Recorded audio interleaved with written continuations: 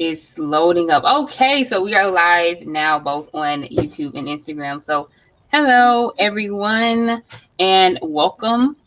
I wanted to have a nice little pre-recorded introduction to this, but life happened. So today, I usually talk about Cambly a lot on my content. I've talked about teaching in the ESL community, but we all know that Cambly's pay is not great. So today I wanted to just talk with teacher Lena, who I met on through her YouTube channel and Instagram, because she's also an ESL teacher, and how she is working with Outschool and how that's going for her, and how she is even able to make at least maybe 5 times more with Cambly. So we're going to get all into that. So let's welcome teacher Lena. So again, I'm still trying to work this thing out because, all right, there we go. So, hello. How are you this morning? I am good. Thanks for having me. I'm excited to be here. Yes, I'm excited as well. This is the first time that I have went live anywhere. So I'm excited. Thank you for showing me, first of all, this wonderful platform that we're using. But enough about that. Today we're talking about you. So do you want to maybe say some brief introductions or about you or yourself? Yeah, sure. Well, my name is Lena, teacher Lena, and I've been teaching online for since 2018. So I've been doing this for a while. Before I taught online, I was a classroom teacher. I taught kindergarten for 15 years. Yes. And then once I found out about teaching online and doing it for a year, I did it for a year where I was teaching brick and mortar, and I was also teaching online for a whole year. And I was like, this is like the way to go. So I decided to make online teaching my full-time thing. So that's where I am now, and I am loving every minute of it. And I'm also a mom of 3 boys, and yeah, that's me. Great. Hello to McDonald. I believe I'm saying that right. But that is great, teacher Lena, a teacher, entrepreneur, and mom. We love to see it. My mother was also a kindergarten teacher. So that's interesting. But Cool. so that answers one of my first questions, which was, are you a certified teacher? So you did go to school to be a teacher, but so what was it about?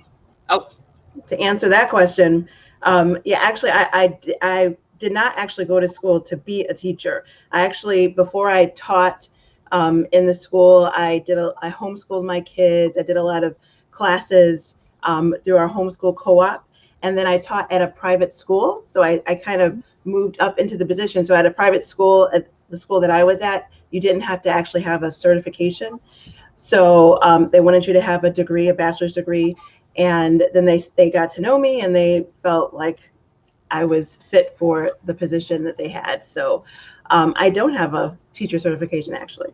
Well, that's great. So that is awesome. And sorry, I have a frog in my throat this morning. But I know I need have some water somewhere. So how did you make that transition out of brick and mortar to online teaching? Well, I was out, in the summers, you always have your times off, and I was looking for some summer work to kind of, fill in the time and to make some extra money. And someone told me about teaching kids in China. And I was like, what? You can teach in China? They're like, yeah, teach kids in China and make $25 to $30 an hour. And I was like, are you serious? So I tried that out, and I did that in the summer, and I just loved it. I loved it. It was so exciting. It was so interesting. I could do it in the morning, and then, have a lot of the rest of my day to do other things. So it kind of minimized, it made my work time less, I could, have more personal time. And so after I had to see that it was legitimate, like it wasn't going anywhere. When I was doing it, I was like, is this, are they going to be able to fire me, or are they going to, like, I mean, like, is it stable? Like, am I going to continue to be able to do this? And so that's why I did it for a year. And I wasn't really thinking at first I was going to do it full time. But after I did it for a year and really saw the ins and outs of it, then I felt comfortable. Like I said, this is, I think I can do this. So I let them know at my school that I was going to be, leaving the following year. I gave them a few months, to prepare. And then I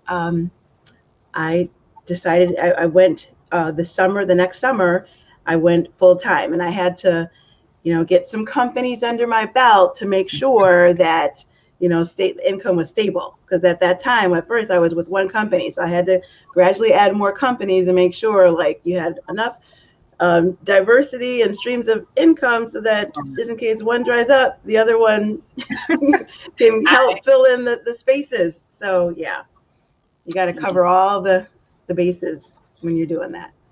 Yes, I understand that. I started out with one company, and that quickly dried up. But enough about that. So that kind of answers the question that you started. Your introduction to online teaching was teaching English, but now as when you go to your channel, you see that you've now started with Outschool. So, how did you make that transition from teaching English, to teaching on Outschool? Well, at first, someone had told me about it, and I had applied to Outschool, and I heard about all the possibilities. I applied there, and it just, I got in. This was like before COVID. This was like, 2019. We're talking, and I was so busy, so focused, and trying to really build up all of my students with my ESL companies that I felt too split to try to do Outschool and, come up with classes at the same time. So I kind of like, didn't do that so much. I didn't focus on Outschool for a bit at first. And then, after everything became stable with Outschool, the following summer, I started hearing that, other people were doing really well on Outschool. Like people were, with COVID, it was, due to unfortunate circumstances, but, for online teachers, it was an opportunity. So I came up with my class, a different class, because at first I started out with one like conversational ESL class. It was just something to kind of start off with on Outschool, because I wasn't really sure what I wanted to teach. So I started off with this ESL conversational class, and I don't know, it just didn't really take off. So I created a different class for Outschool, and then I just I put it on there. And the first class that I had was just like one student. It was one student. It was one little girl, and I still teach her now. Like she went to school after teaching her for like the whole summer. She went to school, and then she came back this summer, and she had class with me again. I was like, oh yay!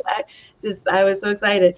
But yeah, so I started out with that one class with that one student, and then from there I created multiple classes and tried out multiple things, and I started to create a following and many students on Outschool. So then by the time like August came, I was seeing like this was really good for me. It turned out to be really, really profitable. So that's when my husband kept saying, well, this is doing so well, why do you still want to teach early in the morning?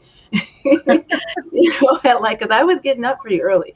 Like I was getting up at, for my Outschool, or not my Outschool, but my ESL classes. I was starting, as you probably do now, like I was starting at 3:00 in the morning. Yeah. I mean, you could teach through the night. Some people teach through the night and all of that. If you're, living in North America, those are the hours that you have to do it. But I started to, he was like, well, why do you want to get up so early if you could be more successful with Outschool? And I was like, well, it is a great opportunity, but you just never know. You never know. It's like everything is so up Fickle. in the air. Yeah, right. Fickle. It's just, you have to be prepared for things to happen, as we've recently seen with a lot of things going Yeah. on in on teaching world. But there's online teaching. There's many opportunities. So it's, if something starts to happen over here, there's different things that you could do. But yeah. And that September, I prepared to teach more with Outschool, and I still have companies that I'm still, I have contracts with ESL, Mhm. but I That community has kind of died now a little bit. a little bit. It's Yeah. going down. It's going Yeah. down. But now with Cambly, right? I mean, No, Cambly, yeah, Cambly.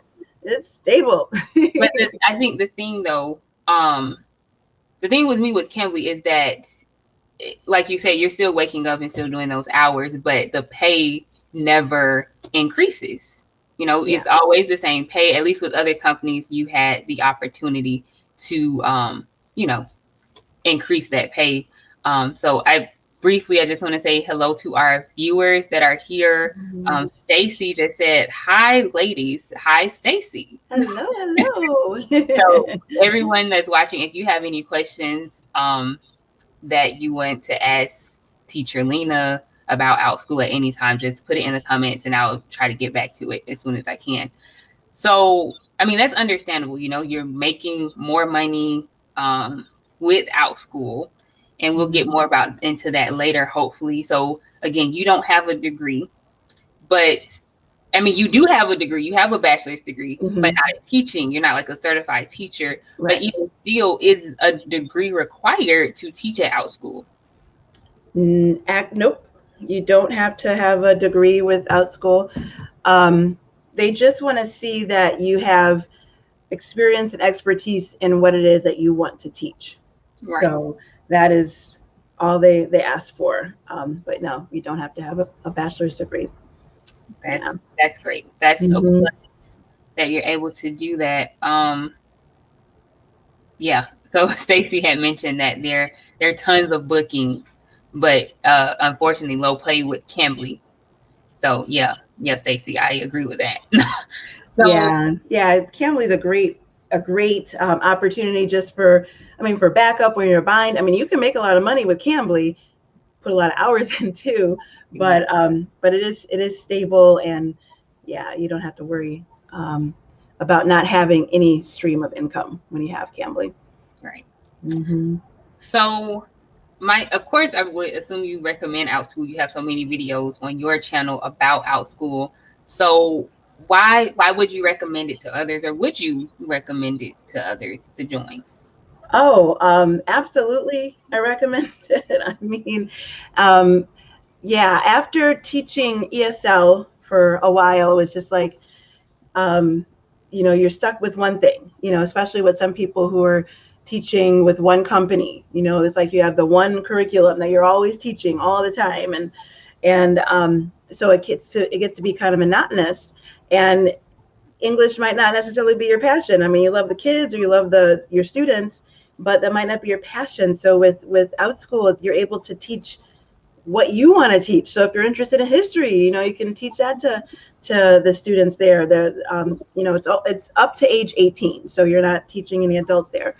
But you could teach dance. You can have your camera set up where you can have a little dance studio in your house or apartment and teach dance. You could teach music, anything you want to teach that they allow, or any group that you want to host. I mean, you could do like a social club that I see people have postings about being like a Minecraft club, social Right. club, or sports. They have sports clubs where they talk about sports. So it's like anything you can imagine that kids would want to do or talk about, you can do that with Outschool and have success, especially when kids are more and more at home and isolated due to health reasons.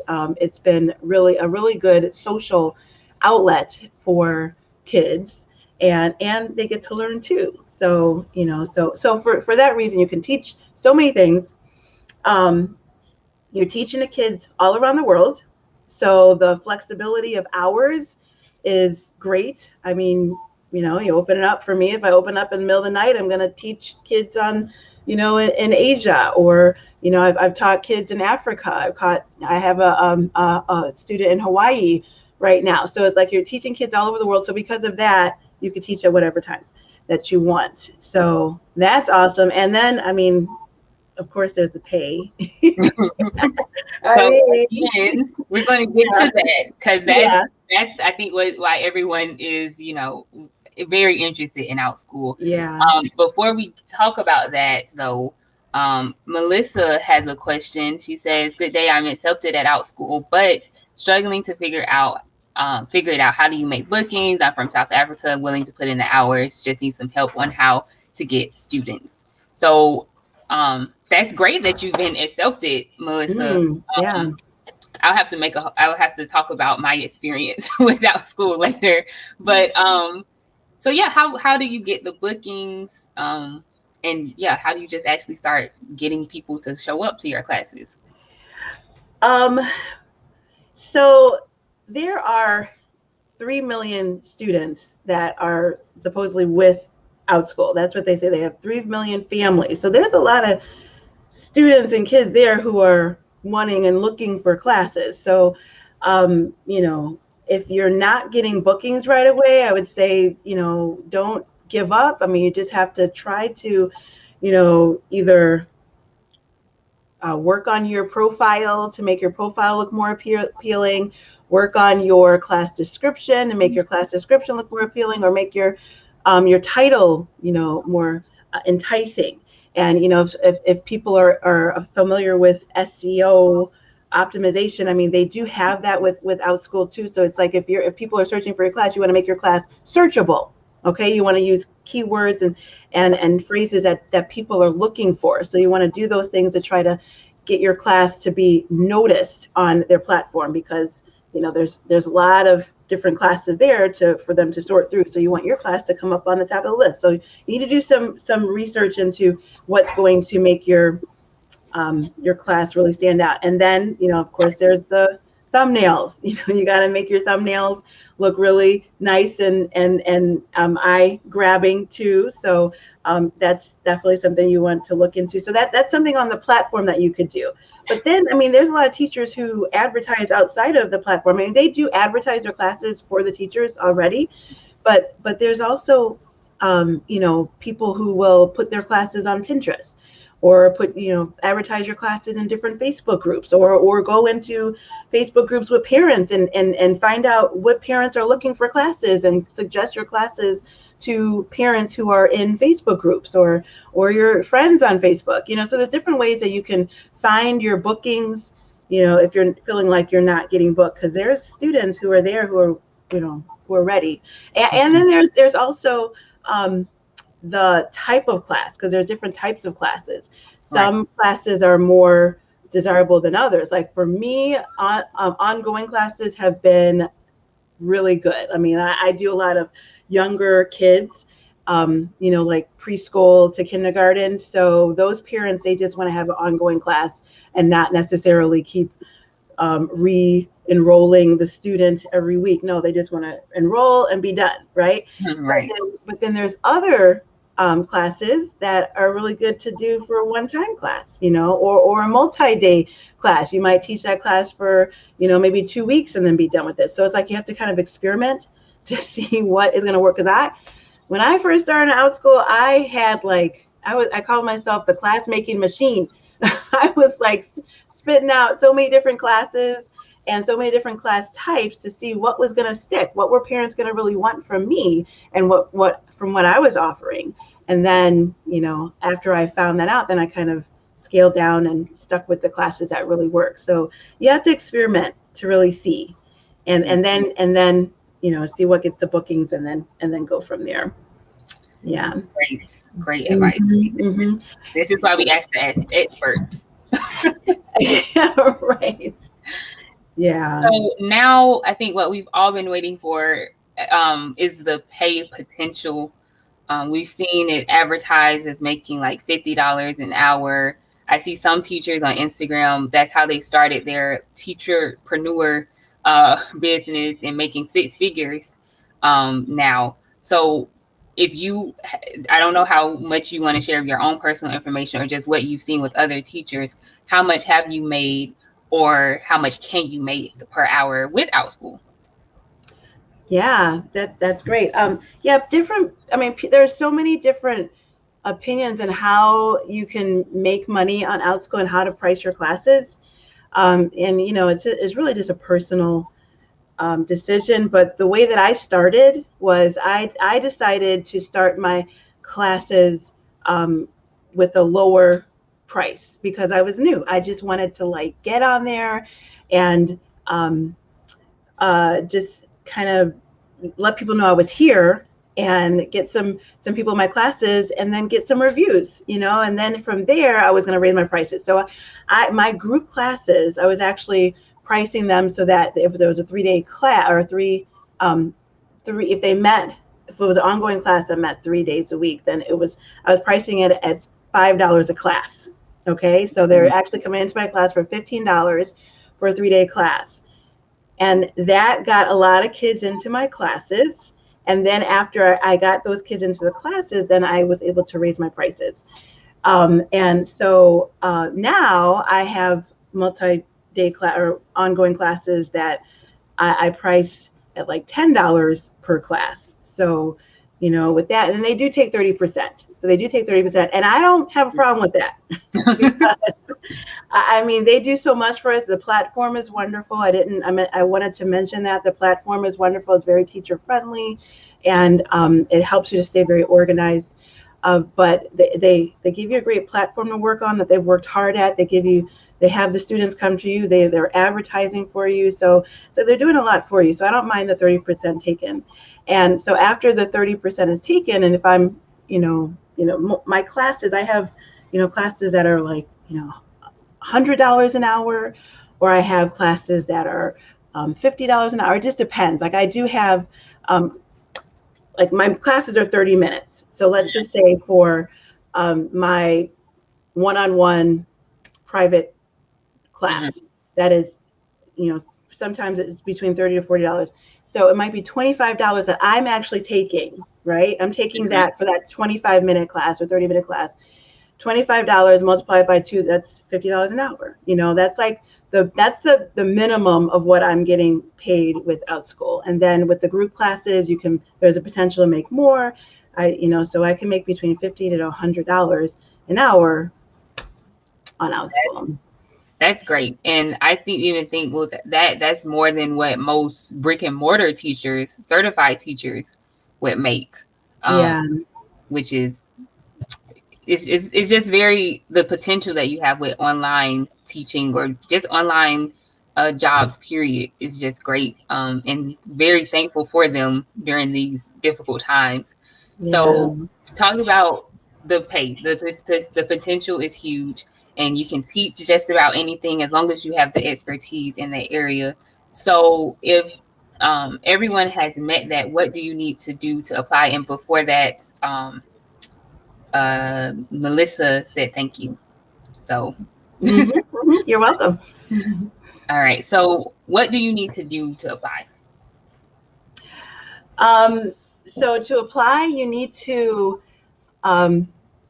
first you need to you don't have to have a bachelor's degree, but you need to have experience and expertise in something like we talked about earlier, and something that you want to present. So you want to make sure that you seem to be focused on what it is that you want to offer them on their platform. Because if you come on there and you say, I want to do this, and that, and you seem to have many ideas, it's going to be kind of hard for them to see like, well, what are you really expertise in? What are you, what do you want to focus on? So you want to have one focused area and should be able to show that you have experience in that area. And then you'll have to fill out the application. And the application, they have like 4 questions to like show, why your expertise in here, what type of class you would want to present, and a few questions. I can't remember all of them by heart, but they ask you a few questions that you have to answer, and then after that you will make a video showing how you are actually going to be teaching your class. Right. and you want to make your class look as if you are teaching some, some students there. So they want to be able to see that, how are you going to engage your students? How are you going to, teach them? Is it going to be, just a lecture, or are you going to make your class fun and exciting for your kids? So that is basically what you would do. And then after you submit, they are really good about getting back to you. Yeah. Pretty Unlike, fast. yeah, pretty fast. Yeah. Unlike maybe a Cambly where you don't even know if they've gotten. I love Cambly, but that is one thing they really got to fix. Like when you apply, you don't often know like if they've actually gotten your application, and then you can wait for a while. But no, Outschool is very quick. Yeah. Mm-hmm. So, and one thing too, they don't, when they reply, they tell you if you're right at the front, if you're denied or accepted, but they don't give you the reason why. So, Yes. if you want to try again, you just have to kind of feel your way through, I guess you would say. Mm-hmm. So, Mm-hmm. yeah. Yeah, So, and one other thing I want to add to that is, like at one point they would say like you can apply multiple times, and I mean, and you can, but I mean like unlimited amount of times. So that's what the way they started out. But I think now they have so many applications. I just recently, like within the last couple of weeks, I saw it. They will only allow you to apply 3 times now. yeah. So yeah, that's something that has changed. So. Was one more thing that I want to ask is because I believe a lot of, I'm not sure where I saw this, but are they like not necessarily blacklisting, but if you're making ESL teaching your focus of your application, Mm-hmm. I don't think, are they like trying to go away from ESL as much as possible, because that's not something that's highly requested on the platform. So if you want to teach, you would need to do something, focus something uh, on something else other than ESL. Is that correct? Well, okay. So when I have seen on some of the class lists of things that parents want that ESL is listed. Mm-hmm. And I've heard that before, like maybe last summer, there was a big rush of teacher, not a big rush, but there was a lot of requests for ESL classes last summer too. So I know that parents are on there looking for it. Um, and these are emails that Outschool is actually putting out, telling teachers like these are requests. So I don't know why they would be blacklisted if they are giving us emails saying that this is what parents are requesting. Okay. Okay, but when you do apply, you want to make sure you're not using a video from what you would use to apply for ESL, with, the TPR, and, showing like, you can speak to a child who is not understanding English, because that's not the type of child that you have on Outschool's platform. So don't use, and that they did mention that once in one of their emails, like don't use a video that is for applying to an ESL company. It's not the same thing. Don't do that. Use, something specific for Outschool.